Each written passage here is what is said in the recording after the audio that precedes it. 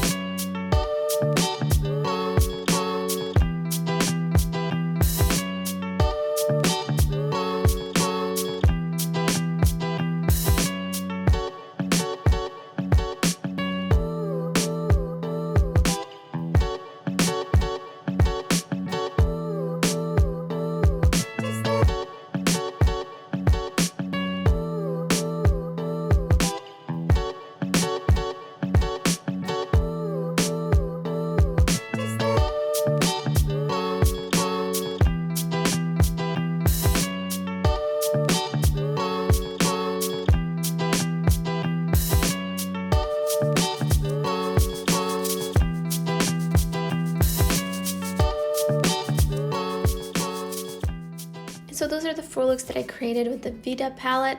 I do love this color story and I think it goes really well with the Morte palette. I also feel like the 2 shimmers that are in this palette are much better and a different formula than the ones that are in the Morte palette. I feel like these remind me a bit more of their regular stacks, as well as the shimmers that are in the Impulsive palette. These are much more metallic and not really as chunky as the ones in the Morte palette, so I really enjoy these.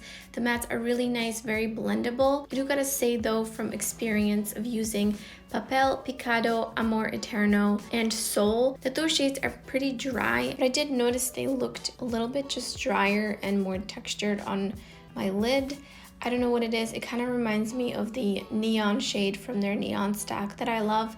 That one also, same thing. It's very vibrant and then it just kind of looks a little dry on the eye. But that's just me being really nitpicky because these all work really well. But that is all for the video. Let me know in the comments below which look was your favorite. Don't forget to check out, if you haven't already seen my Morte for Looks palette video, I will put it up on the screen. And if you enjoyed this video, don't forget to give it a thumbs up and subscribe. Thank you so much for watching and I hope to see you next time.